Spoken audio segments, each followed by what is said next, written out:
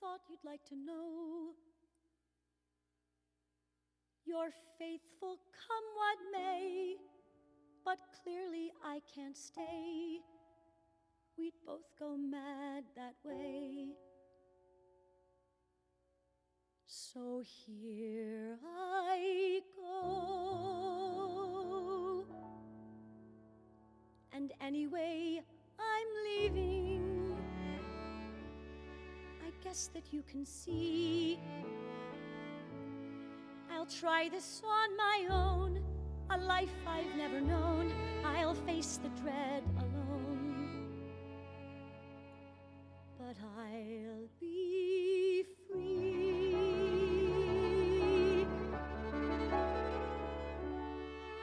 with you always beside me to catch me when I fall.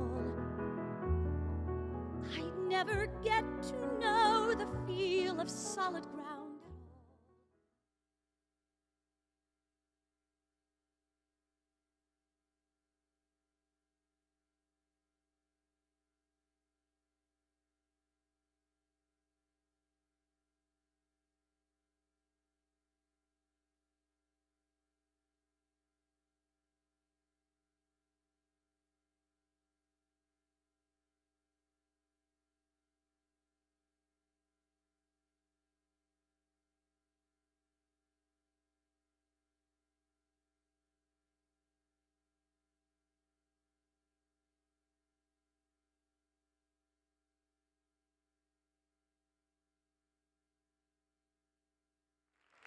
That or staying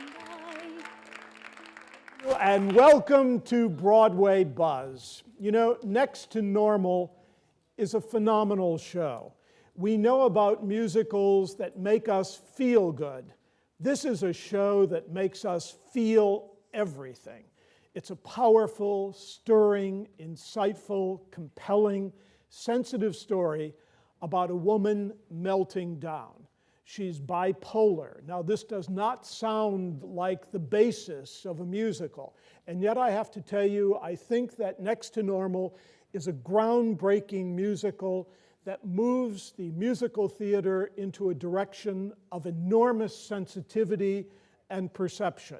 It's a work that speaks about a provocative issue, mental health, but much more importantly, it speaks about a family who has courage, wit, humor, sensitivity, and finds a way of surviving. It's a magnificent story, beautifully told. So if we can go back, let me just remind you that as a very young man, I was drawn to the theater because it spoke so cogently about the world. It spoke in a way that I wasn't able to articulate. It described feelings that I hadn't allowed to surface. And so in those early days when I was drawn to those great works of Ibsen and Strindberg and Chekhov and Arthur Miller, I realized that it was a way, that theater was a way of sensitizing me to be a better human being. And I think the same thing is true in the musical theater. The musical theater does not only exist to make us feel good. It doesn't only exist to give us spectacle and pizzazz.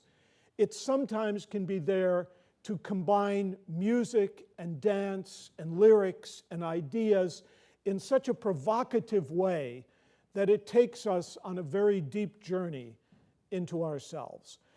When I first saw this show in New York, I wrote a letter to Alice Ripley, who incidentally won a Tony Award for her brilliant performance in this role. And I said to her, Miss Ripley, in my 50-odd years of going to the musical theater, I think I have witnessed the most sensitive, dimensional female performance in a musical. About 2 weeks later, I was overwhelmed to receive a response from her. It said, Alice Ripley, New York City. Well, I tore that letter open in a hurry, and inside it said, Mr. Gary, you will be very happy to know that when I was 15 years old, I saw your production of Jacques Brel, and it's when I decided to join the theater. So that moment touched me in the most extraordinary way. And you know, the circle of theater comes round. And when I asked her further about it, she said, it made me realize that I could do that also. And I think one of the things that happens, well, you're lucky enough to be seeing Alice Ripley tonight recreate that brilliant award-winning performance in this show. And she still brings to it all that hunger and passion and dimension that is required to bring this show to life. Alice Ripley has been interviewed and said, you know, I've spent most of my day preparing to perform. I perform for 2 hours, and then I spend the rest of the night coming down from the performance. You will understand that when you see this dimensional interpretation. And the best part of this whole story is Alice Ripley is really from Cleveland, Ohio, and so this is a tremendous homecoming for her tonight, and Playhouse Square is very honored to welcome Miss Ripley back where she belongs. But let me go then to this work. It started in a very curious way. Let me introduce the 2 young men who would be responsible for birthing this really extraordinary and unusual musical. Tom Kitt is the composer of this music that becomes so memorable, so powerful. This show has been described as a kind of rock opera, but that's very deceptive. It's much more than that. The music becomes a vital part of the telling of the story. The music is as searing and as moving and as touching and as pulsating as the ideas that it represents. So Tom Kitt, along with his companion, Brian Yorkey, were students at Columbia University in 1998, and they entered a musical theater contest that was sponsored by BMI. And in 1998, this contest said, you have 10 minutes to present an idea for a musical theater event, and you can play several songs.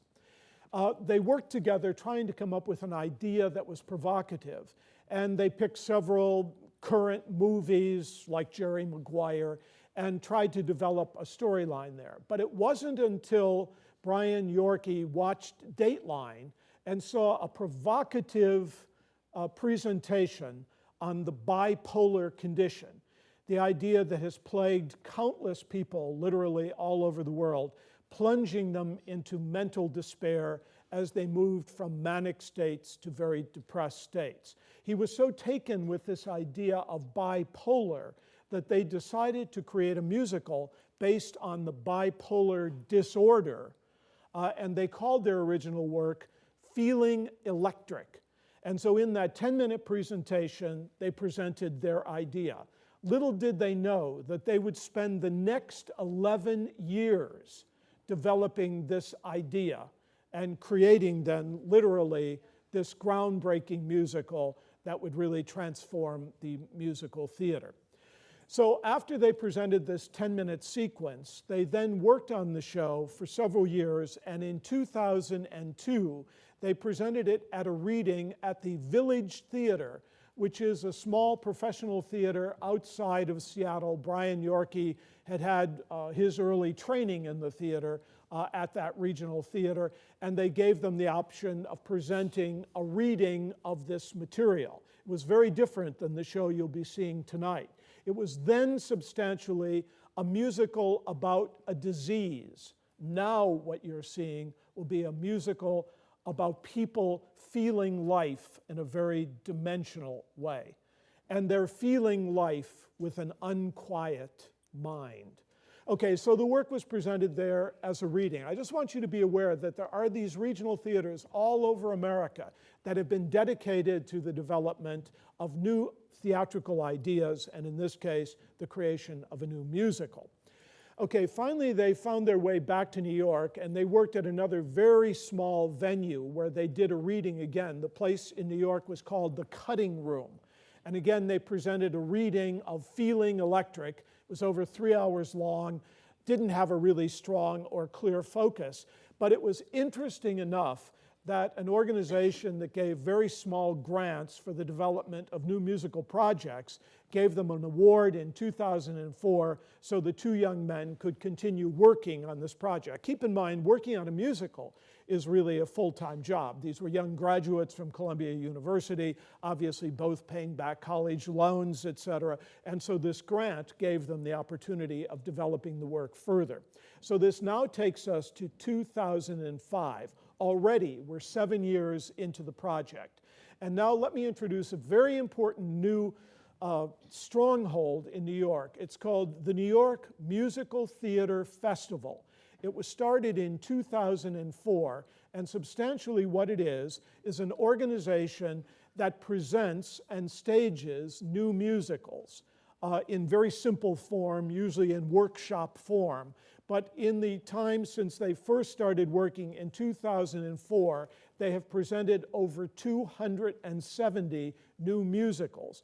In that first year, 2004-2005, when they were developing Feeling Electric, which would become Next to Normal, 5 of the shows that they were developing would find venues off Broadway. And of course, it would be Next to Normal that would find its way ultimately to Broadway and the Pulitzer Prize. Okay, so the event happened at the New York Music Theater Festival. Enter David Stone. David Stone is a major New York producer. You remember him for producing Wicked. And of course, all of his investors remember him for producing Wicked also. They've made millions of dollars on that project. But David Stone is a very smart producer. He also developed that tiny little musical that was called the 25th Annual Putnam County Spelling Bee. It started as a very small offbeat piece off Broadway, and he developed it as a very substantial musical that literally found its way all over the world. So David Stone had an excellent track record. When he went to see Feelings Electric, he knew that this was an extraordinary work that was in need of focus. And so he brought into this project then David Grief. David Grief is a major New York director. You know him as the director of Rent, and also he was the director of Grey Gardens. He's an extremely innovative, creative director. And together, the producer and the director worked very closely with the composer and the lyricist, and they developed the project that would ultimately become the 3-time Tony winner and Pulitzer Prize winning show, Next to Normal. So the year then is 2005. They work for 3 years on the project. And finally, in 2008, the show is presented at Second Stage, which is an off-Broadway theater in New York. Now, let me for a moment tell you about Second Stage. The original conception of Second Stage was meant to be a theater that would give shows a second chance. Keep in mind, sometimes shows are developed where they didn't have the right producer, where they didn't have enough money, where it was put in the wrong venue, too large a theater, too small a theater, the original show was miscast. In some ways, something was wrong with the original production. And so Second Stage devoted itself to reconsidering shows that were lost for the first time round. But then they started expanding the idea and they created new works. And so it was perfect that the new show, Next to Normal, would find its home in this wonderful and very intimate off-Broadway house. But again, under the guidance of a very savvy producer, under the guidance of a very skilled director, they realized that even though the show was enormously popular in its run at Second Stage, that the show was still not quite ready for New York. And so the producer did a very brave thing. He decided at that point to take it out of New York, and they took it to the Arena Stage in Washington, D.C. As many of you know, the Arena Stage is one of our oldest and best regional theaters. Keep in mind, over 15 original works from Arena Stage have found their way to Broadway. Arena Stage was the first regional theater to win a Tony Award for really contributing very significantly to the development of the musical theater. So the end result was, while they were at the Arena Stage, the show really came into focus. A couple of things I want you to be aware of. We've all seen shows where we walk away and say, it doesn't quite hit all the right buttons. It doesn't quite resonate musically and in dance and visually and in the performances. All of the pieces are not coming together in a really provocative way. But at the arena stage, all of those forces came together. And the original composer and lyricist said that the single most important thing that happened was that they moved away from writing a musical about a disease, that is, being bipolar, to writing a musical about people and about a family. And so what happened was they created this very dimensional family, a mother, a father, a sister, a brother, and we watched them all suffer as the mother goes through the mental torments of her illness. And then, of course, they had redeveloped the music, refocused the music, changed the lyrics, added 9 new songs as it moved from the original second stage version to the arena stage. Finally, then, they moved it to the Booth Theater in New York, which is a Broadway house, but a very small, intimate house.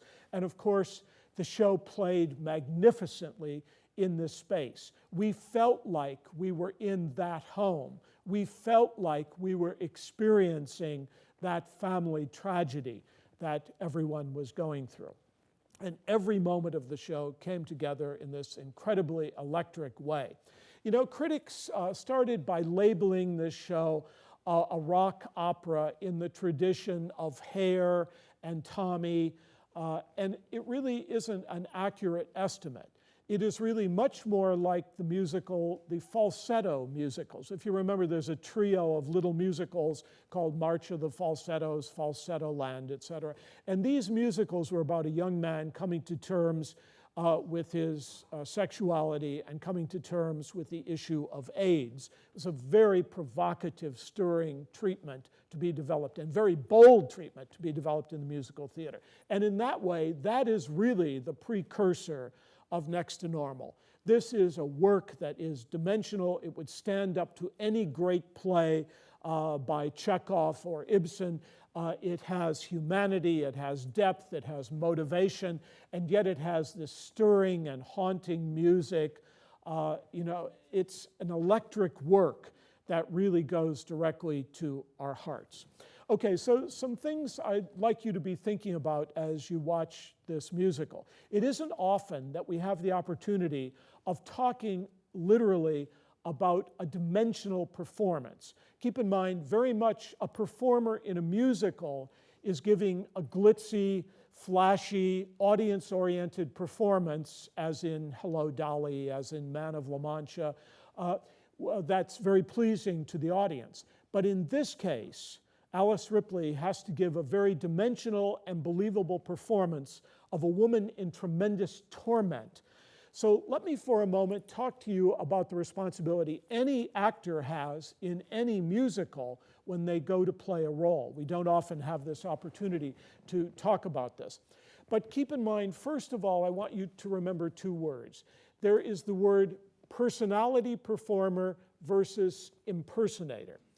The personality performer is a person that sort of generates a similar personality in every role he plays. Keep in mind, our movie stars were built in that way.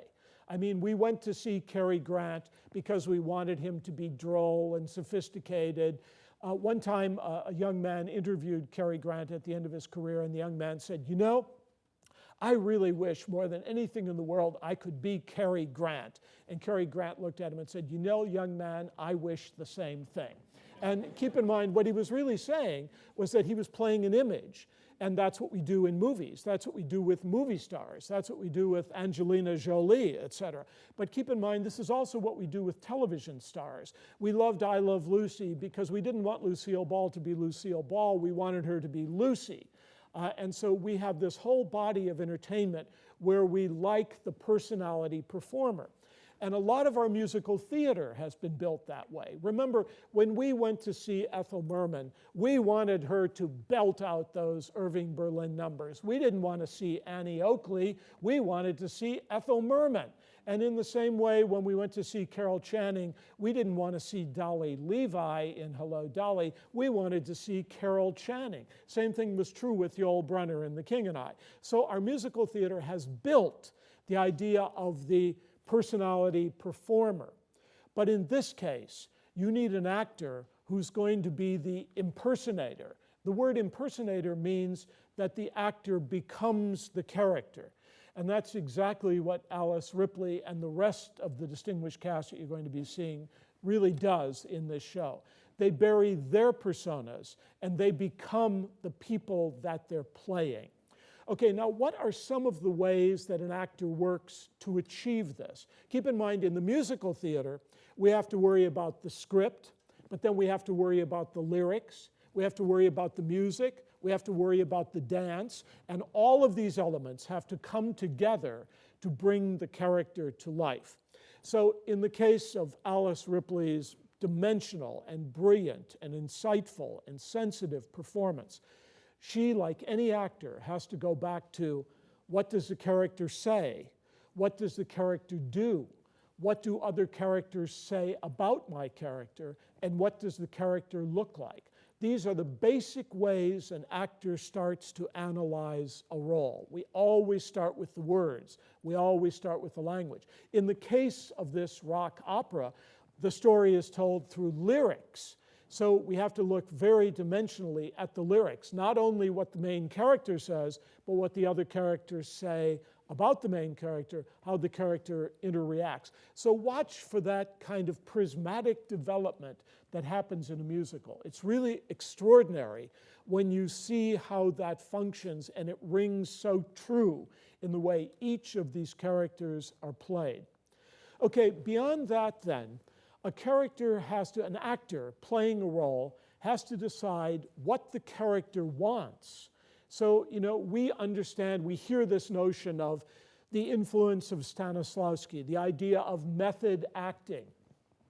Well, certainly that all applies to musical theater performance. In this case, Alice Ripley has to look very carefully at the role she's playing, what the character says, what the character does. She has to trace that breakdown that the character goes through, not only physically, but emotionally and spiritually. And we have to watch all those levels of disintegration as they happen in the performance. So an actor is always looking at what the character wants. That's how the actor becomes the character. Keep in mind, a very bad director would say to an actor, be angry.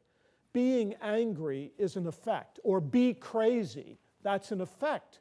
Actors can't play effects. They have to play motivation. What do they want? What does a character want in the scene? So watch for that as you watch this story tonight. I mean, keep in mind, we're seeing this woman who very quickly melts down right in front of our eyes. And what she wants to be is, of course, normal. The title is so perfect. Finally, everyone settles, as we all do in our lives, for being next to normal. And we watch each of the family members struggle so hard to find normalcy in a husband and wife relationship, normalcy in a mother-daughter relationship, normalcy in a relationship that the mother has by probing into her own life and seeing who she is in her inner life. All of these things will play out. So watch for this idea of what the characters want. When you see a really brilliant performance, what an actor is doing is illuminating those wants, making those emotional textures come to life for you. And in this case, the actor has to do this through the lyrics, through the music, through the musical notes that they sing, and through the musical staging that is involved in the show we have. So watch for this idea of what do the character wants. The daughter wants the mother to pay attention to her. The father wants normalcy in the family. The mother wants her family to love her. And we start watching all of these conflicting wants. That's what makes for great drama. Also keep in mind what an actor always has to focus on, and what brings the actor to life as they become the character, is they have to look for conflict. And in this case, Aristotle said, 5 centuries before the birth of Christ, that we have to deal with the issue of man versus man. Man, this is man meaning universal man, not man, woman. Man versus himself, man versus nature, man versus the supernatural, man versus society. These are the forces that give us our conflicts. In our own life, we're conflicted about, am I being a good friend? Am I being true to myself? Am I being a proper family member? Am I contributing to the organization? Am I part of the workforce in the right way? Is society judging me in a fair way? All of these conflicts that we go through in our own lives are very strongly manifested in this play. And one of the things that makes this play so brilliant again is you feel these conflicts in the music. You hear it in the dissonance of the notes. You hear it in the way the music is arranged. You see it in the physical staging. I mean, just watch the way Alice Ripley physicalizes the role, the way she brings it to life physically for you. It's absolutely amazing. Every body posture becomes like a piece of sculpture, sometimes very tormented. And just simply by looking at her and seeing the performance, we're able to see deeply into the world of that performance. Okay, so we understand then that as an actor works, they work on finding motivation, they work on finding conflict. The conflict is within themselves, in the people around them, in the society around them, in their intellectual ideas, in their philosophic beliefs. All of this is part of our conflict. I mean, we know in our own lives, sometimes we feel guilty about something. And this is a tremendous kind of abstraction, guilt. How do you show that? And so watching this show, I mean, we're dealing with very sensitive issues here. It's about people breaking down, about people not being able to cope. But while we all may not be bipolar, we have all had that experience. We have all been in that family dynamic of not connecting, of not interrelating, of thinking we're doing the right thing and it's the wrong thing. And just watch for that as it's manifested in all of these levels of music and idea and dance and staging. Okay, a couple of other things I want you to be aware of. So then as the actor, you understand that Alice Ripley, I mean, has one of the most demanding vocal roles to perform. She's on stage for the whole run of the show. There are, almost 40 songs in the show. So, and she participates in almost everything. So vocally, it's enormously demanding. So she has to find her own vocal arch, how she's going to be able to sing those final songs, hit those final notes in the development. So all of that is part of the planning of the actor becoming the character. So the actor in this case is plotting out the role, what the arc of the role is. Keep in mind, in every great show, a performance is about how a character changes. That's what makes a show provocative. How does Hamlet change? He goes from inactivity to activity. How does Macbeth change? He goes from thinking about killing the king, to feeling guilt about it. So plays are always about the character in transition. That's what makes a character dramatic. So watch this journey that Alice Ripley takes in this performance. Watch the journey vocally, watch the journey emotionally, watch the journey spiritually, but then also watch the journey physically. Keep in mind, I talk about the idea that an actor has to become the character, but then the character, the actor playing the character, has to connect with the other characters. So there has to be tremendous generosity of one actor giving to another actor and playing together. You'll see the most extraordinary ensemble in this show tonight of people coming together in a provocative way. But then the important thing is the actor has to be able to project that to the audience. If the actor doesn't get it off the stage and get it to you, it's meaningless. So I think what you're in store for tonight is a show that has unique and memorable music. It has compelling and insightful lyrics. It is a story that is not simply about mental illness. It's about the power of the human condition and our ability to survive. So I think you're in for an extraordinary evening.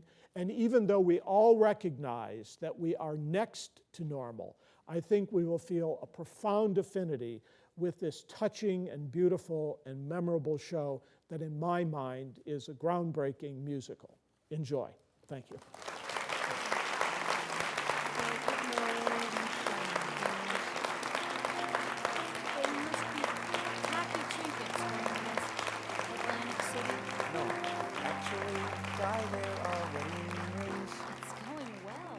Here's a flower from